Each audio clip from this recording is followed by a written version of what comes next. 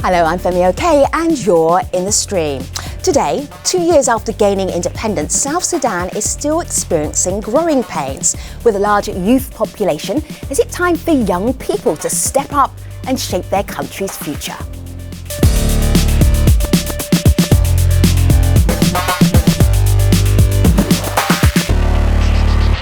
Our digital producer Malika Bilal is here looking out for your live feedback on South Sudan. It is a party. You can't have a party without Instagram. What you got? Lots of partying on Instagram. Right. We looked up the hashtag South Sudan and pulled up all of these Instagram photos that are on my screen now.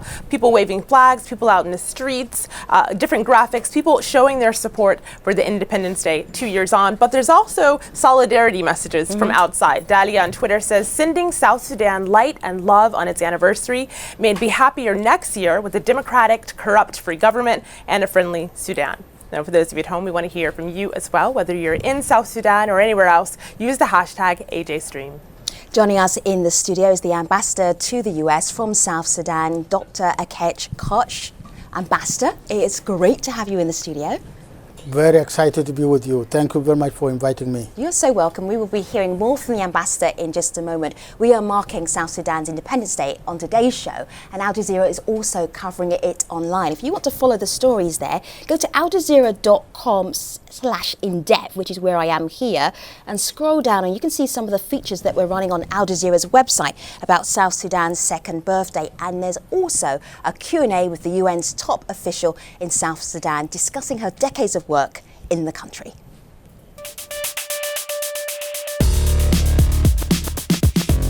Hi, I'm Ninjira Sambuli from Nairobi, Kenya, an Africans Act for Africa ambassador, and I'm in the stream.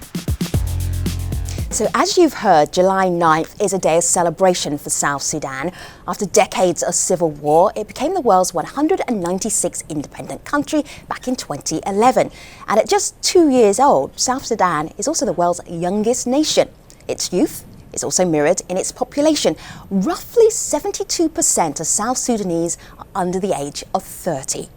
Politically, South Sudan is still struggling with the north over oil revenues and its new border. Unemployment is high, access to food is scarce, tribal violence continues, and there are also accusations of corruption which plague the government. So some say this all adds up to a failed state. But can that be changed? And is it up to the youth to chart the course for the future? So ready to weigh in on Skype is Madin Gore. He's an award-winning journalist and co-founder of NewSudanVision.com. Also on Skype is John Peng NGONG, a civil society leader and journalist. And making a return visit to the stream, we have AZAZ SHAMI, a human rights activist who is part of a Sudanese non-violent youth movement. It's great to have all of you joining us on the stream today. We have to go to Juba first of all with Madin. Madin, can you describe the atmosphere on the second anniversary in South Sudan? Thank you very much for having me on this stream. People in South Sudan are still excited about independence. Last night, young people went out. As you can hear, my voice is a little bit hoarse. It's because we were roaming the streets of Juba and singing, thank God we have our independence. So there is excitement, but I would say the celebration today on the eve of independence was a little more subdued than the 2 years before. Let me just bring it... I almost thought that today was an acknowledgement of independence and not actually a celebration. John, who's in Nairobi right now. John, can you remember 2 years ago to the day? What was it like? Oh, it was fantastic. In the first place, we say South Sudan Oye for the second birthday of my country. I was part of the celebration the night before the night of the independence declaration on the 9th of July 2011. It was marvelous. Unfortunately, tonight, yesterday, even today, I'm not part of the noise Madin is talking about. My voice is not hoarse because I am not in my country, and that is the negative part of it. 2 years later. So I'm also just getting just a sense of how people in our group today are actually reacting to the anniversary. And Azaz, if you think back 2 years ago, what progress do you feel that South Sudan has actually made since that amazing day when the country became independent? Well, first I want to congratulate them on celebrating the second anniversary and send them all the love and good wishes. I think they came along, but I think there is more to do on the corruption side and the rebuilding the country together. And I think one reason for this procedure to be hindered is because of the North Sudan is not very helpful, and it did not stop the war and all these conflicts. But I think they're coming along, they're coming together, they're trying to build a country, and it's very refreshing, although it's sad to see South Sudan no more part of Sudan, but it's refreshing to see a newborn country making it and people coming together to build their country. Well, Ambassador AZAZ mentioned that there's more to do, and she also mentioned Sudan, and we have some tweets here with people that are echoing what she said. Mohammed Al-Shafi says, there's been a paralysis of both Sudan and South Sudan. Both countries' governments should be replaced with other visionary ones. And some more criticism from Bozy, who says, it's been more paralysis than progress. Corruption, nepotism is endemic, huge dependency on oil, other sectors are non-existent. So we're seeing this criticism. Meanwhile, we're seeing, of course, celebrations out in the streets, happy. But are we asking for too much just 2 years after the birth of a nation? Well, I think we are asking for too much. I was part of the celebration in 2011, and I saw the jubilation and the excitement. What needed to be met to meet the expectations of the populace is economic prosperity and security. And fortunately, on the economic prosperity, it was not possible for South Sudan to earn the little income that it was getting from the oil sale. And the oil accounted for 98% of South Sudan's revenue. And so, without the oil, delivery of services and development programs could not be achieved. Okay, Ambassador, I'm going to get you to just pause there for a moment, because that you just kind of laid it out. It's about the oil and getting revenues. You are a minority in South Sudan because you were born when Sudan actually became its own independent country, which is really interesting. But most people in your country are under the age of 30 years old. So I'm really intrigued, Mading, if you can actually tell us, what is it like to live somewhere where there are more young people than older people? I think I got to know how young this country was on the eve of the actual independence.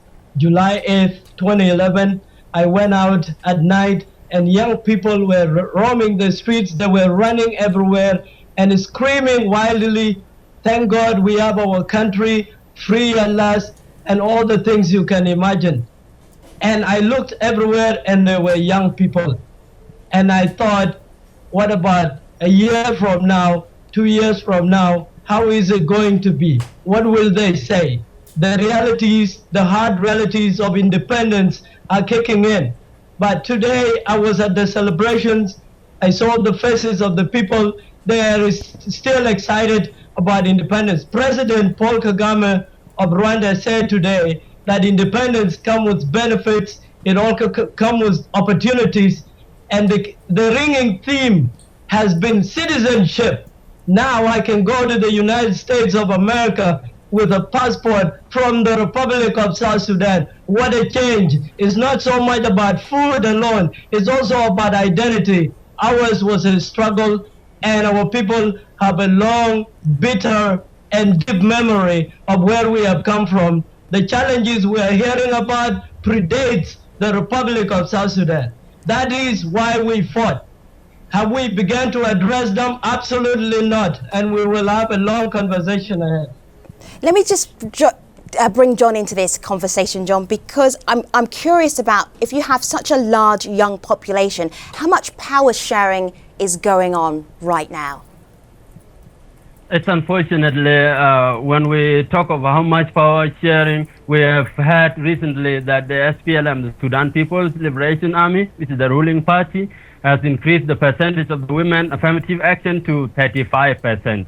For the youth, we don't know how much, how many percent, how much percentage. At the moment, when we see the government structures, we are seeing actually at the moment is I would describe it as a leadership by eldership. You are not an elder, you can't hold this position. I remember last year I had an age mate who is a lady was kicked out of the electoral commission because she was 32 years. And you mentioned before that about 72 are youth under the age of 30.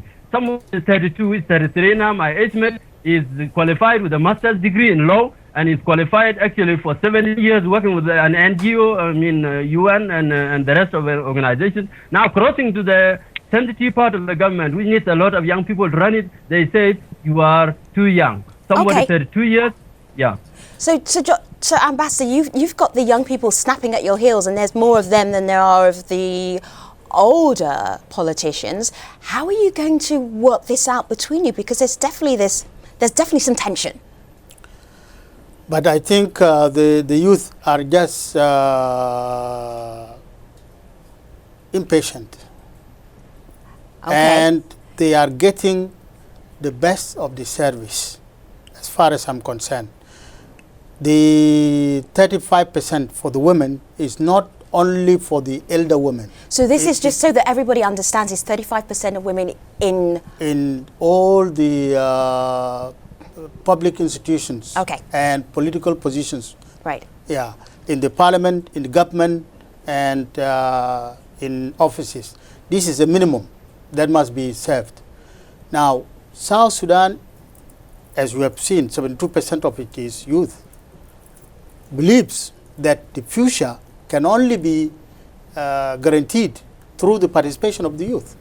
They have the energy, they have the talents, they have everything. They just don't have the jobs yet. Well, because they are majority, those who are in government, those who are employed, are few. Right. But everybody wants to get a job. But otherwise, the government of South Sudan is getting many of the youth into positions of responsibility. In most of these states, other than the governors, maybe, many of the ministers and senior officials in the parliaments are youth. Let's just see what the community's got to say. Malika. Well, Ambassador, you and I quote, you said that the youth are impatient. And of course, since the majority of our community is the youth, they are talking back to that. Makar Mayek, though, might agree with you. He says youth, unless they become assertive, they're going to remain the same. But we got a video comment from someone who disagrees. I want you to have a listen to this. At an individual level, South Sudanese youth are striving to help in the development of their country. But that is limited to a very few number of youth who have access to employment, access to money and power. The majority of youth have not gone to school, and it's very difficult for them to participate meaningfully to the development of their nation. Their government is to devise policies that would encourage them to work, that would protect them to work. But currently our government is facing a lot of challenges. It is not able to move the country forward, leave alone looking at the youth issues. So if the youth are impatient, Ding says it's because their options are limited. What is the government doing to give them more options? The government is opening more schools and creating opportunities for training to get skills that are necessary for integrating into active service, whether in the private sector or in the public sector. So most of what is requested everywhere is capacity building, and particularly for the youth. So some of my audience may disagree with me, but this is what I know is being done. This is the government's policy. Let me just weigh in here. Yeah, please do. The debate I'm hearing is not the real debate. It's not about power struggle between the young and the old. It's about basic issues. We are talking about education. We are talking about unemployment, rampant unemployment, and the president, Salva Kiir Mayardit, acknowledged this today that young people are largely unemployed because the government is unable to absorb all of them, and the private sector is non-existent. And the youth issues are not separable from the existential threats that are facing the country. There's another subject that I do want to bring up because it's the reason why John is actually in Nairobi. And John, you should be celebrating your Independence Day at home in South Sudan. You're not, you're in Kenya. Can you actually tell us that story? Because that's quite pertinent to how the country is developing right now. Before I give you that, let me talk to my ambassador that we're not being impatient. We were part of the struggle. I joined the movement with the ambassador. We fought in the bush together as comrades at the age of 9, 10, up to this age. So I was part of the movement, and there's no time that I'm going to be called in. I'm already in. Then back to the question you have asked me. Today, the youth actually are not happy. They are not in the country. I was kicked out of my country when I was doing my own business. I didn't ask any minister for the job, but they came in and disrupted this because of the wrong policies including laws to protect actually the upcoming young investors like me. Also, the problem of nepotism, corruption does not allow people with capability to go in and work. Mading, for example, was working with the local radio, but he was kicked out, and he's now coming back with an expertise, with a service for a foreign organization, a foreign media house. Back to myself, I ran away from my country in January. So I'm not celebrating any independence. I'm not a legitimate citizen of South Sudan. I'm sorry to say this, but I'm a refugee. And being a refugee 2 years after my independence, in which I participated, I celebrated the first declaration of independence. This is very pathetic. It's not me alone. I have lost 2 gentlemen, and I ran away for my life. I am here with somebody, John Burkab, and the rest are outside. It's not about employment. It's about creating a conducive atmosphere for the youth to work. What I mean is democracy, is freedom to do whatever I want to do. I fought for that. And if I tell you today, when we were classified as a failed state number 4 in the world, there are some facts about that, though there is some exaggeration. Here, I give an example. John, yep. You mentioned the failed state, and I actually do want to show the audience what you mean by that. So just take a pause for a moment, and I'm just going to open up the conversation a little bit. The 2013 failed states is something that Foreign Policy put together, and I'm just looking across Africa, and there's an awful lot of failed states in Africa, but South Sudan is here. I click on that, and it's ranked number 4 as a failed state. And then there's a whole series of postcards from hell, and then postcard number 4 is South Sudan. Let me just ask AZAZ about this. When you saw this, and it got a lot of publicity to see South Sudan as number 4 and Sudan actually as number 3, how do you feel that that's the way that some people in the world are viewing Sudan and also South Sudan? Well, for Sudan to be a failed state is not a surprise to me because there's no state. For sure, the economy or the use of power and the continuous state of war that we've been since 1989, and it was not a surprise to me that Sudan is on that list. But what surprised me and kind of was sad for me is to see South Sudan on that list, because as you hear the youth talking, they fought for this independence, they fought for their new country, and completely to have a new path, not to repeat again what Sudan has gone through. So to me, it was sad because I see them, they're not learning the lessons from the country that they separated themselves and they fought to separate from. And I don't know what Mr. Ambassador has to say to that, but nepotism and corruption are really, really eating the country, and I'm afraid that you are repeating what NCP is doing in South Sudan. Ambassador, just very quickly, can you come back to that? Just hold on one second. We've got a post show, so the conversation will continue there. But Ambassador, if you could just respond to AZAZ first of all. Everybody wants to talk to you. You're very popular today. AZAZ, I strongly feel that South Sudan is completely different from Sudan. We have learned from the mistakes of Sudan, and we are avoiding the bad ones, and we are picking up the good aspects of it. However, what is being reported in the media is what is taken by the Fund for Peace, the U.S. Fund for Peace, which determines the level of placement in the failed states index. So it is a collection of articles, some of which are exaggerated, others not well founded. Okay, so let me just bring in some of our other guests before we run out of time in this show. Mading, I know you wanted to jump in, so go ahead. Yes, I wanted to respond to John Penn. He was talking about my departure from the country. I get to speak for myself. I wasn't kicked out of my country. I went back to my second home, Canada. I stayed longer. Let's be honest here. I'm not sitting here and saying that the Republic of South Sudan is the country we fought for. It is not the country we fought for. We have so many challenges, whether in the press. Ours is an oppressed press, and it's predictable. There are no systems in place. My hope is that our leaders are able to acknowledge these challenges, and we can work to overcome them. I believe in the people of South Sudan. I believe that we will be able to overcome our challenges, and the world should not lose patience, because it is the world that made us to be us. We got our country because the world voted through a consensus for us to join the League of Nations. Mading, so we thank the world and we say, Mading, I want to ask you something. And we can grow. Mading, I want to ask you something because... I have to come in. Yeah, no, well, hold... So who wants to interrupt me first? I want to interrupt you first. Oh, well, you're the ambassador, so make it a quick interruption, ambassador. Go ahead. Mading, no, we were not given our independence. We took it after a long and bitter struggle.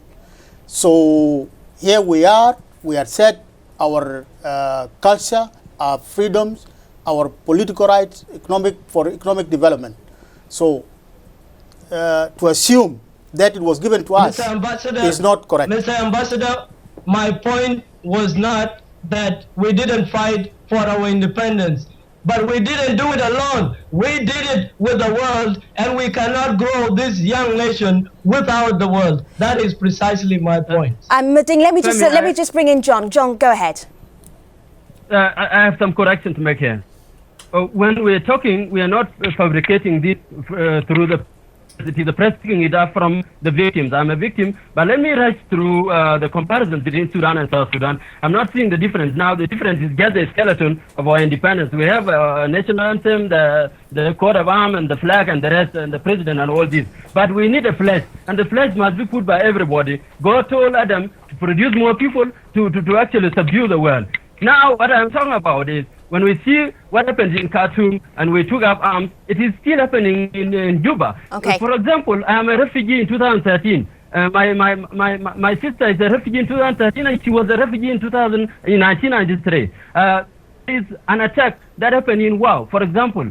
John, I'm going to ask you to take a breath right now, because now we're getting into deep territory that only if you're an East African and perhaps a South Sudanese or from Sudan will you actually understand where we're going to. So we're going to pull it back so that all of our international community can appreciate the conversation. We will come back to you. So we've got Mading, we've got John, we have AZAZ, we have the ambassador for the US from South Sudan. Wow, there's a lot of passion in this conversation. You're looking very calm on the surface, Ambassador. Are you ready for the post show? Very. Good luck with that. Thank you. Malika, how's the community doing? They're ready for the post show as well. Okay, excellent. I'm ready for the post show too, but let me tell you about the next show that's coming up. Now, technically, nobody owns the internet, so why is it being dominated by so many big tech companies? Some netizens aren't happy about this, and they are fighting for more public spaces online, like Wikipedia. Are you intrigued? I do hope so. More about that tomorrow, but more about South Sudan and its anniversary, and looking forward right now at stream.aljazeera.com. I will see you where we always will be, online. Thanks for watching.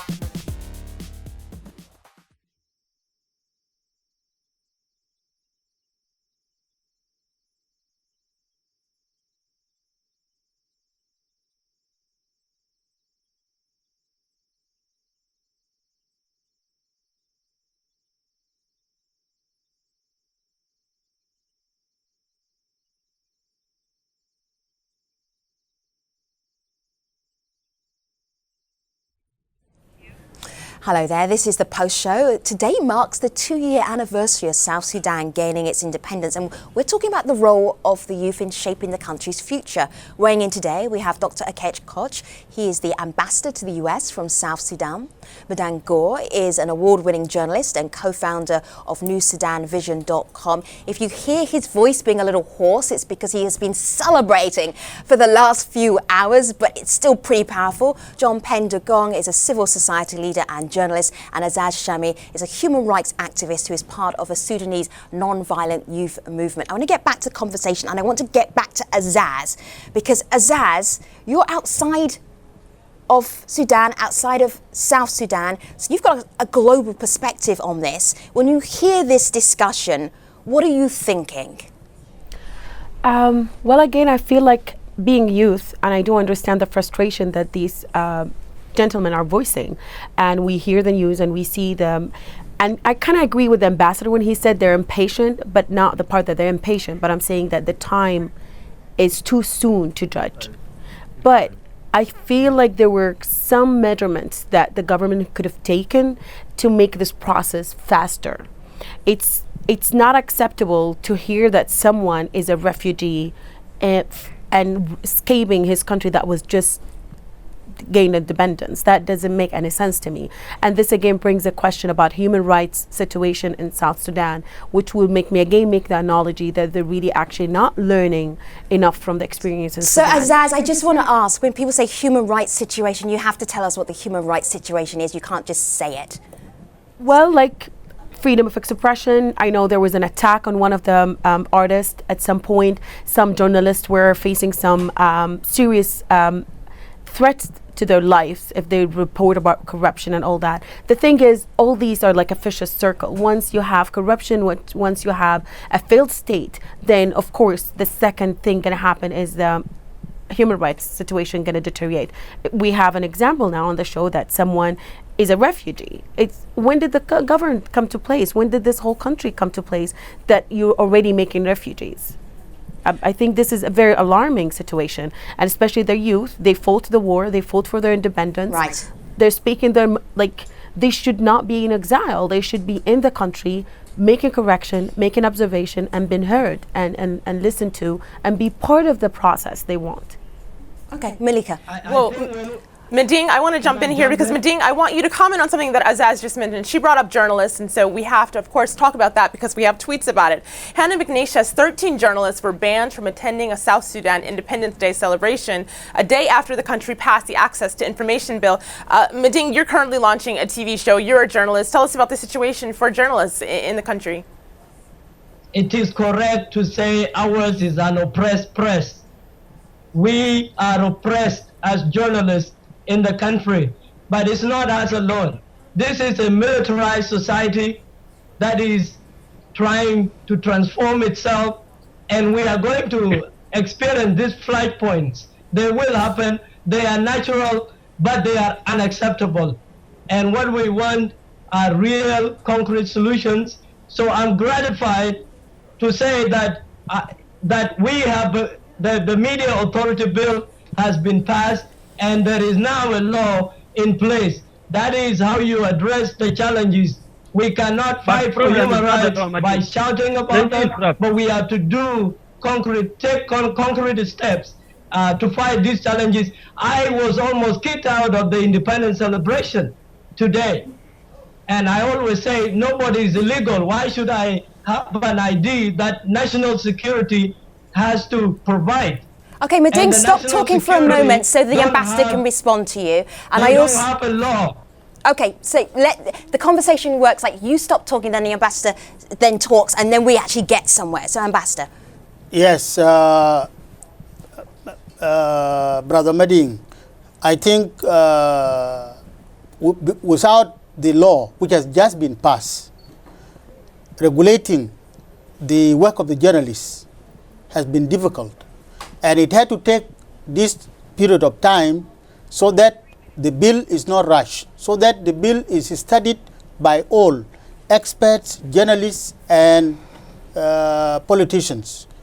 And yes, when there is no law, whoever applies the law may either under apply it or exaggerate his or her action. So, Mr. Ambassador, what is on your to-do list? There's obviously a huge list of issues that South Sudan is grappling with. For instance, 90% as an estimate are under the poverty line.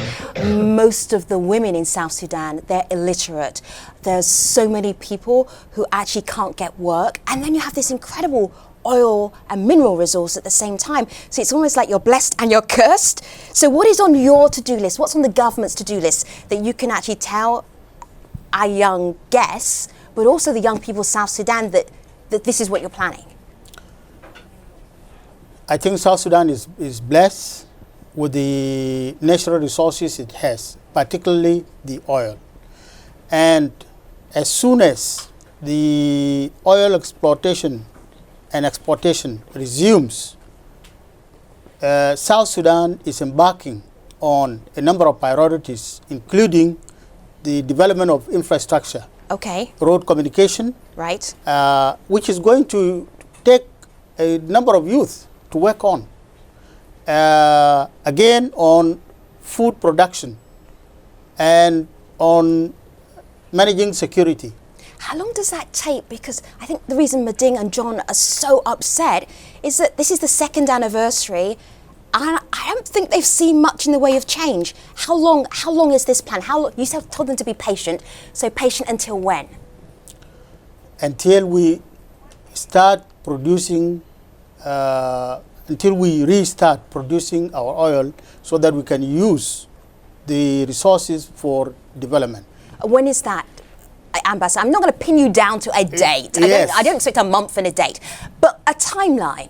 Is it a decade? 6 months. Okay. 6 months from now. Okay. Because the oil is producing. What is the ambassador talking about? The oil is the production is started in April. So what we are talking about is when the proceeds from the oil will come. That is the question. So Mading and John and AZAZ and Ambassador Koch, there's so much more to talk about.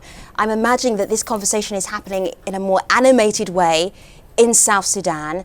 And I want to thank all of you for giving us a little insight into where you are as a country and what's going to happen next. So right now, we're going to say thank you to all of our guests. We really appreciate them being part of this program. But we're also going to look at some of the other stories that we're keeping an eye on the stream. And here's Malika with those.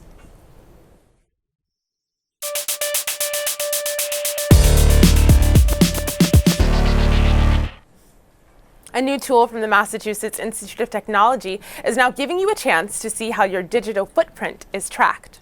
The tool, named Immersion, scans your Gmail account and creates a map of circles and lines to highlight who you talk to and how often. Derek Harris, a writer at tech site GigaOM, did a thorough investigation of his own data and found that users are revealing more information than they believe. Harris's data shows not only how many emails he's sent, but his collaborators and frequent connections. Metadata collections become a hot-button issue since recent revelations about U.S. government surveillance came to light. Well, Immersion's creators say now the world is catching up to what governments have long known. Next, Trayvon Martin, an unarmed black teen who was shot and killed last year, has become the aggressor in a mobile game, and many are crying foul. The game Angry Trayvon has been available since December, but recently caught attention as the trial of his shooter is underway. The character of Trayvon is shown roaming the street dressed in a hooded sweatshirt, wielding bats and other weapons. Miss Moore tweets, "The Angry Trayvon game is clearly proving that society views black men as hostile, angry, mad. So in any aspect, it's disrespectful." And Sherry adds, "The Angry Trayvon game dehumanizes Trayvon Martin in life and death." The game's developer issued an apology on Facebook saying the game wasn't meant to be racist. The game and the Facebook page have since been removed. And there's more reaction to this story on our website, so head over to stream.aljazeera.com. Malika, you know the ambassador was watching you, enraptured with your news. I'm just wondering, Ambassador, do you have an online life? I was looking for your Instagram account. I was trying to find you on Twitter. What are you doing online? Only on Facebook. Oh, you have a Facebook account? Is it open? It is open. Can I be your friend on Facebook? Please, you're most welcome. What was the last thing that you posted? Well, I responded to friendly requests. Okay. The young people out there in East Africa are laughing. Do not disrespect your elders there. You know better. Thank you to all of you. I know you have multiple social media platform accounts. I'm not even going to start with that. It's been a pleasure having you on the program, and happy anniversary, South Sudan. Meanwhile, what should we do tomorrow? Well, on the next show, technically nobody owns the internet, so why has it been dominated by so many big tech companies? Some netizens aren't happy about this and are fighting for more public spaces online like Wikipedia. Are you intrigued? You should be. More on that tomorrow. Until then, we'll be online. Thanks for watching.